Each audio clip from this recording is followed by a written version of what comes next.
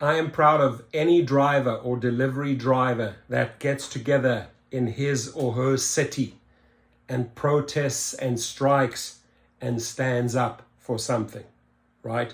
So huge shout out from me, and I have a big base, I have a big following out there in Florida, whether you're in Tampa, whether you're in Miami, whether you're in Orlando. I appreciate the fact that you got the media involved. I appreciate the fact that you said we ain't working for free.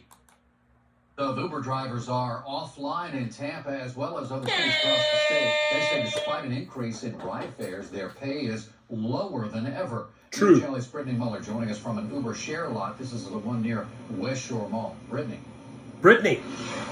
hit us. Good evening. Drivers here say they're only earning 65 cents per mile. And that's why they showed up and gathered here in this lot today to protest those low wages that they're calling. And they not only did this here in Tampa Bay, but also in Fort Lauderdale and Orlando. Orlando, shout out Fort Lauderdale. Charles Olson drives for Uber up to 12 hours a day. I'm near bankruptcy at this point because of Uber. Last year, Olson made $76,000. My income is reduced by about 50%. This year, he says he'll make half that. He and dozens of other rideshare drivers went offline Thursday, not driving in protest of earning 65 cents per mile and receiving no benefits. We wear our own vehicles out. We pay for our own insurance. We pay for fuel, which is elevated. Hoping to send a clear message. As a result, some riders at TPA had a longer wait than usual. About 40 minutes. The group also signing a class action lawsuit against the rideshare companies. We're hurting very badly. We're bleeding. And for us to continue giving the quality of service to the public that they've come to expect with Uber, we need to be treated fairly. 100%. See what else you have to say, honey. What else you have to say? Uber says the average driver will make about $37 per hour while What? Uber said you make $37 per hour, right, in response to these Florida drivers? I gotta tell you, $37, Mr. Spokesman. They know that's BS.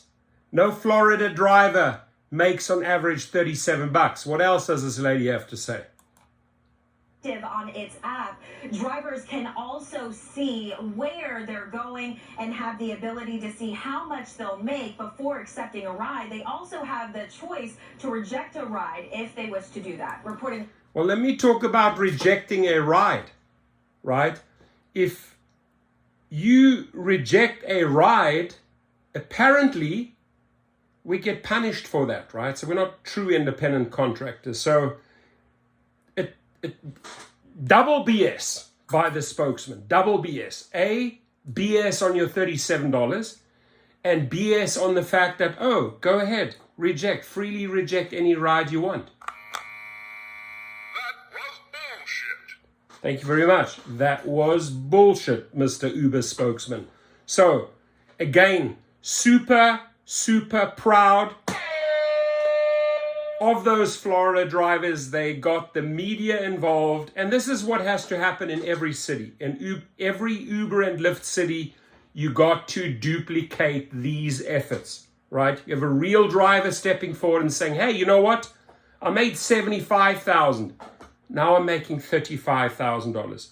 And once you start doing the math on $35,000, all your car payments, all your maintenance, all your gas, you're left with a very, very, very slim margin. Hence he was saying bleeding, right?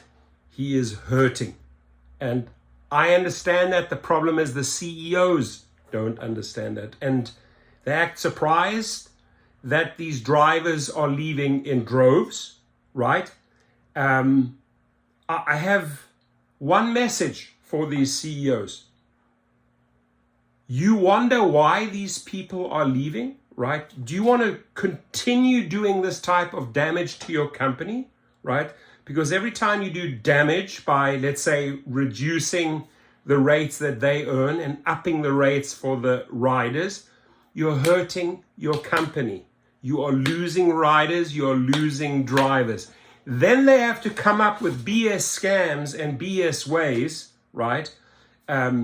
Tip baiting, surge baiting, and all of these fancy things that they think up in their brains, in their little think tanks up there in San Francisco, North California, right? To counter the nonsense, the idiotic things that you just did prior to these changes, right? You try and suddenly get them back. Doesn't work that way. So again, Tampa, Orlando, Miami, all those cities in that state that stood together and fought for something. I'm proud of you.